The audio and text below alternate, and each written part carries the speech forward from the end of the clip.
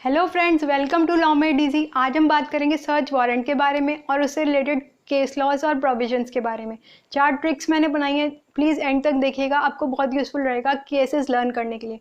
और मैं गारंटी देती हूँ कि इसके बाद आपको ना वीडियो कोई और देखनी पड़ेगी और ना ही कोई बुक या कोई भी बैराक रेफर करने की ज़रूरत पड़ेगी। ये बहुत इंपॉर्टेंट टॉपिक है जो अक्सर प्रीलिम्स, मेंस एंड इंटरव्यू तक पूछा जाता है। बहुत ईजी टॉपिक है। स्टार्ट करते हैं सर्च वारंट से। सर्च वारंट का बेसिकली मतलब क्या होता है? सर्च वारंट एक रिटन अथॉरिटी होती है जो कि मैजिस्ट्रेट इशू करता है या फिर कोई भी कोर्ट इशू करता है to the police officer to allow search of a place. अब इसके ग्राउंड्स क्या क्या हुए? 93 में हमें डॉक्यूमेंट या थिंग दे रखा है, तो एक ट्रिक बनाई है मैंने, डू द से आपको डॉक्यूमेंट या थिंग याद हो गया। देन 94 में दे रखा है सस्पेक्टेड आर्टिकल्स या ऑब्जेक्शनेबल आर्टिकल्स, तो उससे सस्पेंशन हो गया। देन 95 में पब्लिकेशन दे रखा है, पब्लिकेशन मतलब एंड पब्लिकेशन। 96 में सेट असाइड दे रखा है एंड सेट असाइड अपील। या फिर 97 में दे रखा है रॉन्गफुली पर्सन कन्फाइंड के लिए, तो अगेंस्ट रॉन्गफुली पर्सन कन्फाइंड या फिर अबडक्टेड फीमेल्स। तो ये एक ट्रिक है, do the suspension and publication against set aside against wrongfully person confined या फिर अबडक्टेड फीमेल्स, राइट। देन बात करते हैं 93 के बारे में, कौन कौन इसे इशू कर सकता है और क्या क्या इसके ग्राउंड्स होंगे। ग्राउंड्स इसके सिंपली 4 होंगे, या तो 91 या 92 फॉलो नहीं किया गया है, राइट।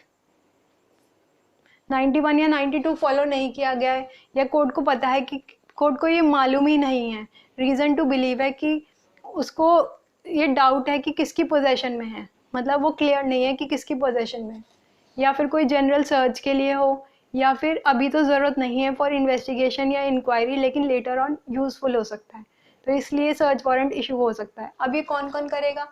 या तो वो सीजीएम करेगा या डीएम करेगा, जिसकी कंट्रोल में टेलीग्राफ अथॉरिटी या पोस्टल एक्ट है, राइट। अब इसका एक्सटेंड क्या होगा? ये होल ऑफ इंडिया पे अप्लाई नहीं होगा, ये खाली लिमिटेड प्लेस पे अप्लाई होगा, क्योंकि जैसे ही कोर्ट डायरेक्ट करता है उतना ही प्लेस पे ये होगा, उसके अलावा नहीं होगा। ये एक रिस्ट्रिक्टेड प्रोविजन है। देन 94 में कौन कौन से ग्राउंड्स होंगे? या तो सस्पेक्टेड स्टोलन प्रॉपर्टी होगी, स्टोलन प्रॉपर्टी बताइएगा आईपीसी में कहाँ पे दे रखी है, या फिर फोर्ड डॉक्यूमेंट होगा, कोई भी फोर्ड नकली डॉक्यूमेंट, या फिर कोई ऑब्जेक्शनेबल आर्टिकल होगा। अब ऑब्जेक्शनेबल आर्टिकल के 5 ग्राउंड से रखे, समझाने की कोशिश की है। या तो इसमें दे रखा है करेंसी, काउंटरफीट कॉइन या करेंसी, तो आप बताइए काउंटरफीट कॉइन कहाँ पे दे रखा है? काउंटरफीट कॉइन या मेटल या फोर्ज डॉक्यूमेंट या फिर 292 आईपीसी, ये बताइएगा 292 आईपीसी कहाँ पे दे रखा है, या कोई सील हो। तो इसके लिए ट्रिक बनाइए, कोई कॉइन से कोई ताल में गया फॉर चेकिंग 292 की वैलिडिटी, सील की वैलिडिटी। तो कोई ताल में गया टू चेक 292 सील, उसकी वैलिडिटी चेक करने के लिए कोई ताल में चला गया, राइट। तो इससे आपको याद हो जाएगा। इसके बाद इसमें पावर है कि सीज या पोजेशन में लेने के लिए या एंटर करने के लिए। और कौन कौन एम्पावर करेगा? डीएम, एसडीएम या फिर जुडिशियल मैजिस्ट्रेट फर्स्ट क्लास। और इसमें एक बहुत इंपॉर्टेंट चीज़ है जो 93 में नहीं है, police officer above the rank of constable इसमें होना चाहिए, below the rank of constable नहीं होना चाहिए, जो इसे डिफर करता है। तो मैजिस्ट्रेट का डिफरेंस हुआ, ग्राउंड्स का डिफरेंस हुआ, देन सीज या पोजेशन का डिफरेंस हुआ, और इसका डिफरेंस हुआ। तो ये याद रखिएगा, मतलब above the rank of police of above the rank होना चाहिए कांस्टेबल से, वो 93 में नहीं है। 95 में पब्लिकेशन दे रखा है, जिसकी पावर स्टेट गवर्नमेंट के पास ही है खाली, और अगर इन प्रोविजंस में मतलब कुछ प्रोविजंस दे रखे हैं उसमें फॉल करती है तो वो फॉरफिट कर सकती है, सीज कर सकती है। अब आईपीसी के कुछ सेक्शंस लगते हैं, अगर कोई डॉक्यूमेंट इसमें फॉल करता है तो यहाँ पर सर्च वारंट इशू किया जाएगा। 124A आईपीसी क्या कहता है? Sedition, right.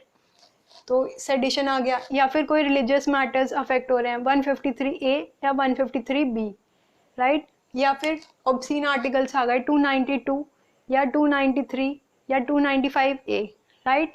अब इसे मैम कैसे याद करें? इसमें याद कर हमने सील पे छोड़ा था। अब ट्रिक नंबर 3 यहाँ पे आया, सी रियली ऑब्सीन, सील क्या ऑब्सीन है? तो ट्रिक नंबर 3 हो गई, तो ये याद हो गया आपको। देन बात करते हैं 96 की। अब कोई भी एग्री पर्सन हाई कोर्ट में जा सकता है अपील के लिए और order of the forfeiture set aside करने के लिए।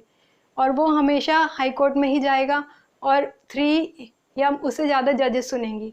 लेकिन अगर स्पेशल बेंच है तो वो 3 या लेस देन 3 ईयर्स, 3 से भी हो सकती है, और ऑल द हाई कोर्ट जजेस सुनेंगे तब, राइट।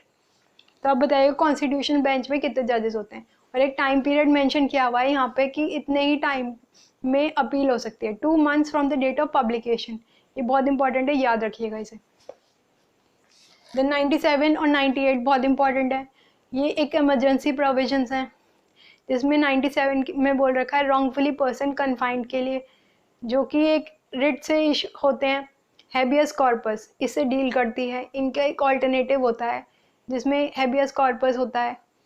देन इसमें कोई भी पर्सन हो सकता है, मेल या फीमेल, और इसमें 57 को भी कोरिलेट करेंगे, मतलब 24 आवर्स के अंदर ही हमें किसी मैजिस्ट्रेट के सामने प्रोड्यूस करना चाहिए, और अगर नहीं करते हैं तो वो अनलॉफुल रिस्ट्रेंट होगा। तो बताइएगा रॉन्गफुल कन्फाइनमेंट कहाँ पे दे रखा है, आईपीसी में, वहाँ पे भी हम लाइबल हो जाएंगे। और 98 में दे रखा है प्रोटेक्शन टू वुमेन या फिर कोई भी गर्ल चाइल्ड जो कि 18 ईयर्स से लेस है, राइट। तो उनके लिए रिस्टोरेशन करने के लिए, मतलब उनको अपनी लॉफुल गार्जियन से मिलाने के लिए, राइट। अब इन दोनों में कॉमन क्या चीज़ है, डीएम, एसडीएम या जुडिशियल मैजिस्ट्रेट फर्स्ट क्लास, इसके कॉमन है दोनों में मैजिस्ट्रेट जो हैं, राइट। अब हम बात करते हैं केसेस की। केसेस जो हैं यहाँ पे हमने ऑब्सीन के बारे में छोड़ा था, अब ऑब्सीन हम एक बुक में चेक करेंगे। अब क्रिमिनल लॉ की 2 बुक्स हैं, एस एन मिश्रा या फिर पी एस पिल्लई। तो फर्स्ट केस है हमारे पास S N Pillai versus state, जी हाँ, S N Pillai versus state. उसमें कहा गया था सर्च वारंट के साथ हमेशा रीज़न होना चाहिए और सेटिस्फैक्शन ऑफ द मैजिस्ट्रेट होना चाहिए, without satisfaction it would be invalid, right. फिर वो एक एजेंसी में गए, बुक एजेंसी में गए, जो कि एक यूपी में थी। तो सेकंड केस आ गया हमारे पास Vikas book agency versus state of UP. उसमें कहा गया था कि एक जुडिशियल प्रोसेस है, सर्च वारंट एक जुडिशियल फंक्शन है, एक जुडिशियल प्रोसेस है, और जुडिशियल माइंड ही अप्लाई करना पड़ेगा, अदरवाइज सर्च वारंट इशू नहीं हो सकता, आर्बिट्रेरी यूज़ नहीं हो सकता। फिर वहाँ पे उन्हें 4 दोस्त मिलते हैं, जिसमें एम हुसैन वर्सेस रहमान। इसमें कहा गया था कि इंक्वायरी करनी चाहिए सर्च वारंट इशू करने से पहले, without inquiry you can not issue search warrant. Then Fernandes versus Mohan, उसमें कहा गया था कि एग्जामिनेशन होना बहुत ज़रूरी है सर्च वारंट के लिए, arbitrary you can not issue search warrant, right. Then वो सब ये चारों लोग एक मिठाई की शॉप में गए, वहाँ पे जाके उन्होंने मिठाई खाई। तो चूड़ियाँ वर्सेस अग्रवाल स्वीट कंपनी एक केस है, वहाँ पे कहा गया था कि rights of the person must not be adversely affected, मतलब किसी को जानबूझ के परेशान नहीं करेंगे, उसके राइट्स अफेक्ट नहीं होना चाहिए, अदरवाइज वो रिविजन में जा सकता है, जो कि 397 में दे रखा है, राइट। फिर वहाँ पर जाकर उन्हें भगवान जी मिले, मतलब राम और कृष्ण एक साथ दिखे, तो वहाँ पे उन्हें भगवान जी मिले। तो केस है के वी पिल्लई वर्सेस राम कृष्णन। इसमें कहा गया था कि हर सर्च वारंट के पास एक रीज़न होना चाहिए, और without reason it would be invalid, right.